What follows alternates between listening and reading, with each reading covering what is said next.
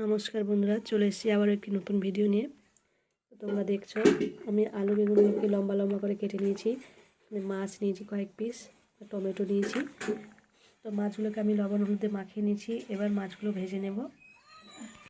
আজকে এই সামান্য উপকরণ দিয়েই আমি খুব সুন্দর রেসিপি তৈরি করব। তো তোমরা ভিডিওটি দেখতে থাকো বন্ধুরা। মাছগুলোকে আমি এখন ভেজে নেব। কড়াই বসিয়ে দিয়েছি, কড়াইয়ে সরষের তেল দিয়েছি, গরম হয়ে গেছে। এবার মাছগুলো ভেজে নেব।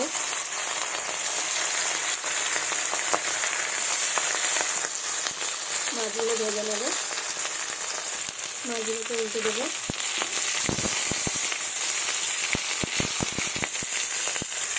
এই দিকটাও আমি লাল লাল করে ভেজে নেব। মাছগুলো আমার ভাজা হয়ে গেছে লাল লাল করে, এবার তুলে নেব।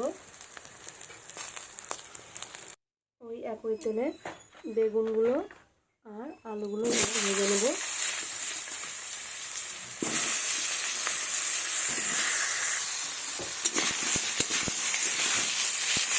লবণ হলুদ দেবো।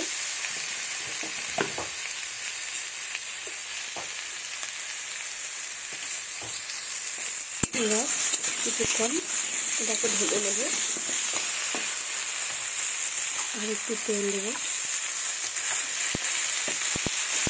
দিয়ে মতো ভেজে নেব।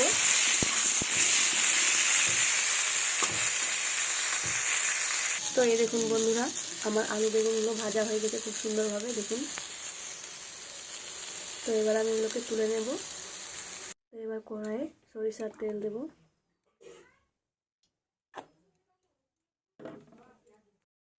তো আমি পেঁয়াজটাকে থেতো করে নিয়েছি, এই পেঁয়াজটা দিয়ে দেব। পেঁয়াজটা দিয়ে দিয়েছি।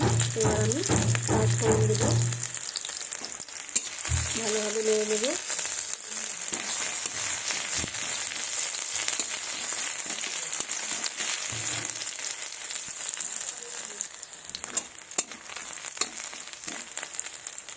এবার আমি টমেটো কুচিটা এর মধ্যে দিয়ে দেবো।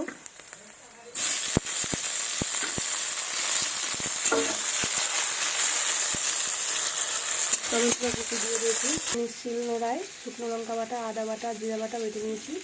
এর মধ্যে মশলাটা দিয়ে দেবো। পরিমাণ মতো লবণ ও হলুদ গুঁড়ো দেবো।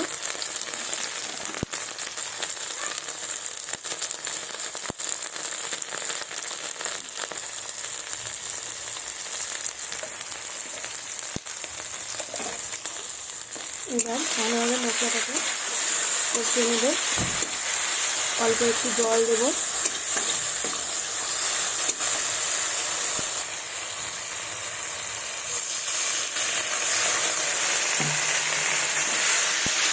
দিয়ে ভালোভাবে কষিয়ে নেব মশলাটাকে যতক্ষণ না তেল ছাড়ে।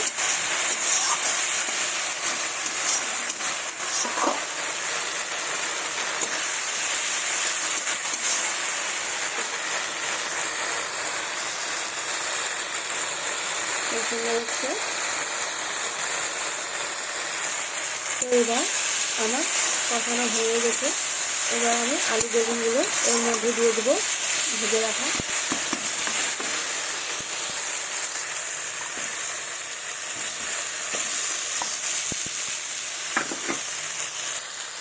এবার এগুলোকে ভালোভাবে মশলাটা দিয়ে আরেকটু কষে নেব। দেখুন, এই রেসিপিটা কিন্তু খেতে খুবই টেস্টি হয় বন্ধুরা। এইভাবে লম্বা লম্বা করে আমি বেগুনটাকে কেটে নিয়েছিলাম। ওই লম্বা লম্বা হয় বেগুনটা, বেশ দেখতেও সুন্দর হয় আর খেতেও ভালো লাগে।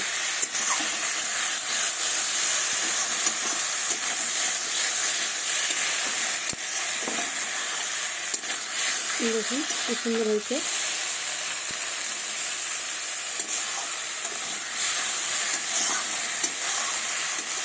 খুব সুন্দর গন্ধ বেরিয়েছে।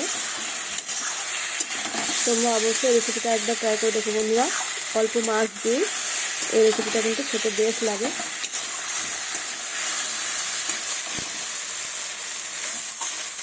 তো আমার হয়ে গেছে, এবার আমি জল দেবো।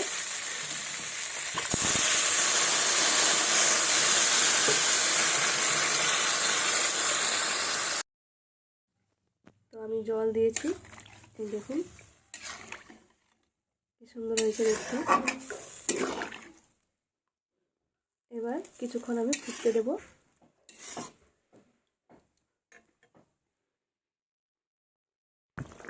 তো এই দেখুন বন্ধুরা, আমার ঝোলটা ফুটে গেছে।